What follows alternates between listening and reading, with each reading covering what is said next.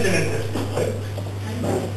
Y decía que para computar estos límites, activo, cifra y número de trabajadores, la cifra de trabajadores no hay problema. Pero para computar los dos primeros caben dos posibilidades. Y las dos posibilidades son agregar los datos y tener en cuenta los ajustes que se realizan entre el grupo, es decir, las operaciones intergrupo. Por lo tanto, si yo elimino las operaciones intergrupo, tomo los límites anteriores.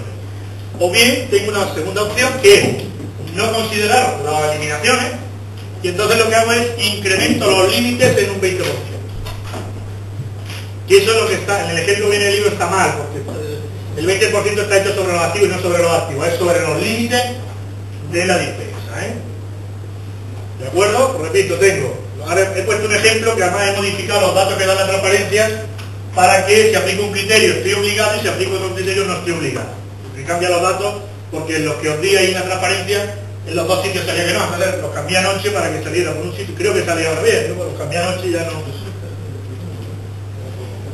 Bueno, yo tengo una duda sobre cuándo consolidar. Si cumple durante los años consecutivos, tiene que, la norma, el artículo 8 dice, establece que una sociedad no estará obligada a formular cuentas anuales de sociedad cuando durante 2 ejercicios consecutivos, a la fecha de cierre de su ejercicio, el conjunto de las sociedades del grupo no sobrepase 2 de esos 3 límites. pero si cumple durante los años, Sí, el segundo y el segundo, en el tercero. entonces no igual que La auditoría en la Sí. Si el segundo lo está cumpliendo, Segundo, sí. no hay que esperar un tercero. En el segundo, pero un segundo año consecutivo que cumpla, obligado. Bien, decía que los dos límites, estos son los datos que he cambiado, porque he intentado que pues, aplicando un criterio salga que sí, y aplicando otro criterio salga que no. Creo que los datos que he puesto en verde ahí son los que he cambiado de lo que tenéis la transparencia. ¿De acuerdo? Porque cambiándolo con esos datos creo que sale lo que quería, que era una opción sí, la otra no. Entonces tenemos que en el año X más 1, el total. El activo total en el año X, 12 millones, cifra de negocio 28 y número de trabajadores 240.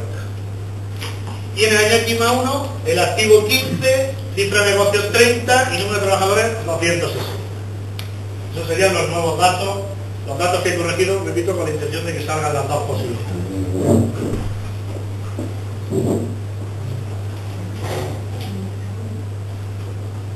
Y además se sabe que en el año X1, pues una operación intragrupo, es decir, el 50% de la actividad de la sociedad es con empresas del grupo.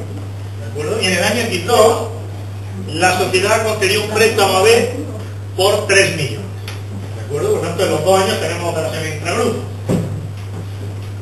¿Está obligado a consolidar? Pues opta por eliminar. Si opta por eliminar,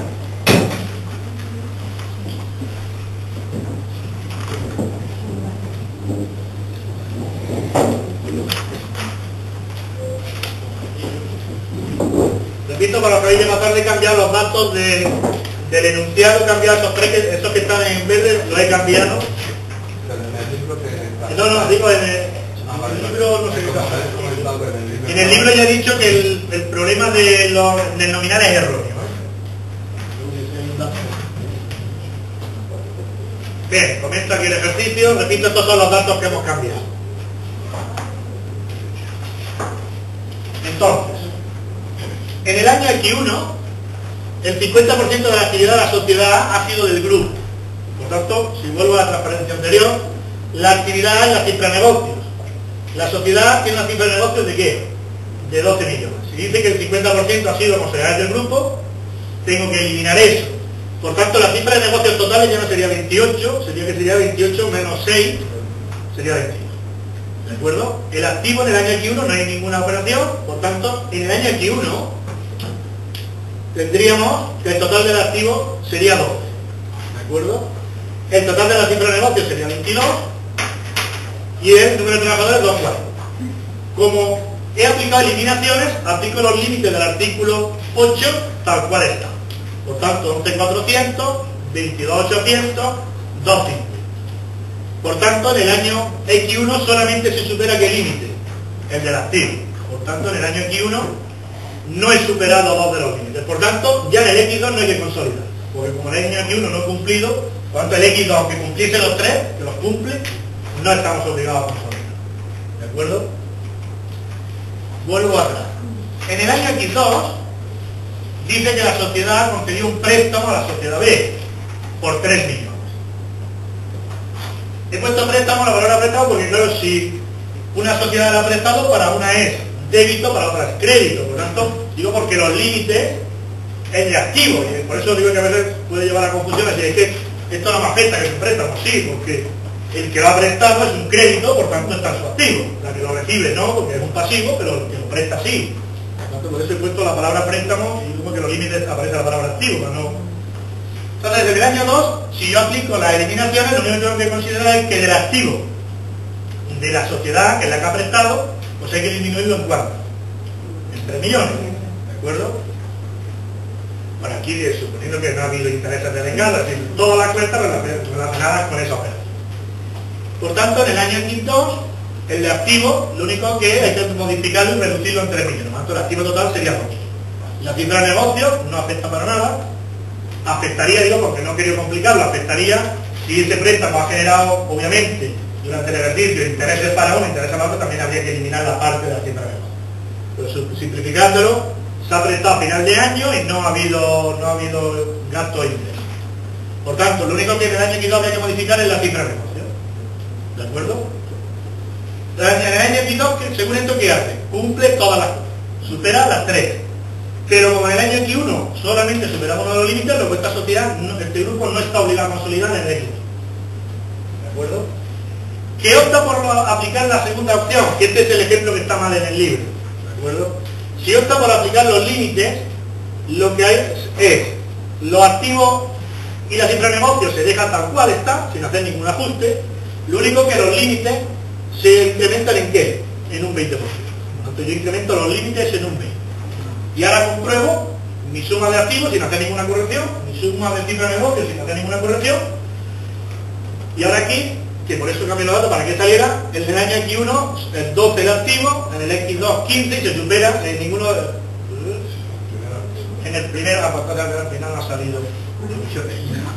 En el primero no se supera, en el segundo sí.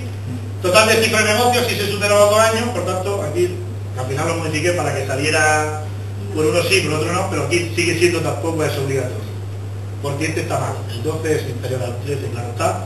Luego aquí por los dos criterios saldría que no.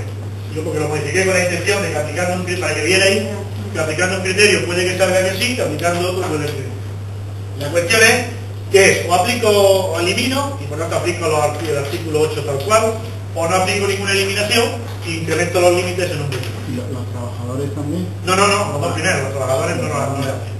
Eso viene aquí, al efecto del cómputo de los límites, para los dos primeros, es decir, los trabajadores no se puede modificar, solamente lo que es, porque los trabajadores no cabe la posibilidad de hacer ajustes, los trabajadores están o no están.